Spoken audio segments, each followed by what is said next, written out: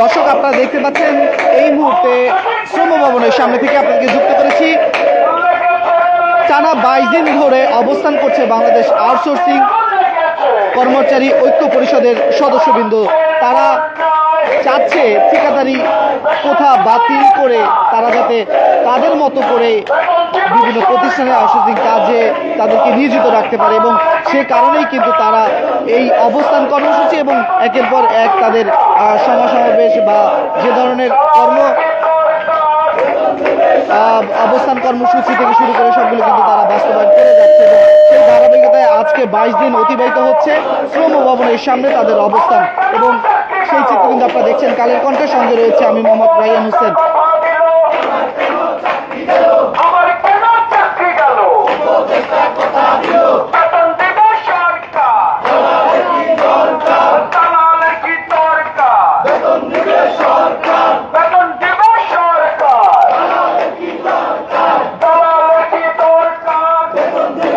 দর্শক, শ্রম ভবনের সামনে তারা 22 দিন ধরে তাদের এই অবস্থান, এবং সেই অবস্থানের মধ্যেই দিন রাত তারা এখানেই থাকছে, এখানেই খাচ্ছে, এবং এখানে থেকেই তাদের এই অবস্থান কর্মসূচি বাস্তবায়নের জন্য তারা কিন্তু এই জায়গাতে বসে তাদের যে দাবি সেই দাবিতে অনড় রয়েছে।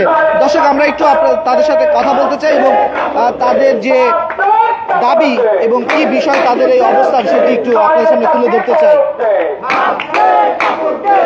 কর্মচারীদের নিয়ে এবং তাদের পরিবারকে নিয়ে আমরা ঢাকায় বৃহত্তর মহাসমাবেশ করব, এবং যদি সরকার আমাদের দাবি মেনে না নেয় সেই পর্যন্ত আমরা হয়তো যমুনার দিকে মার্চ করব অথবা সচিবালয়ের দিকে মার্চ করব।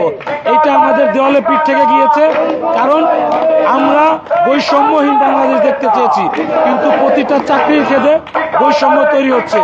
শুধু তাই না, আমরা শুধু আমাদের জন্য লড়ছি না, আমরা আগামী প্রজন্মের জন্য লড়ছি।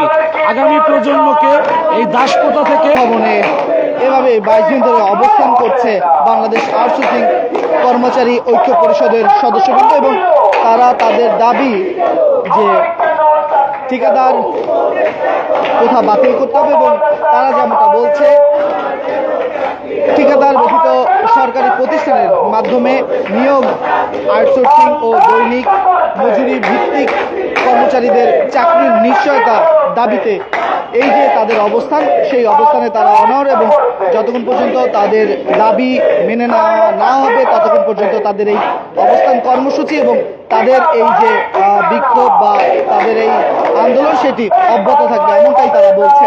দর্শক, আপনারা দেখছিলেন শ্রম ভবন থেকে, সঙ্গে ছিলাম আমি মোহাম্মদ রায়হান হোসেন। আপনারা দেখছেন কালের কণ্ঠ।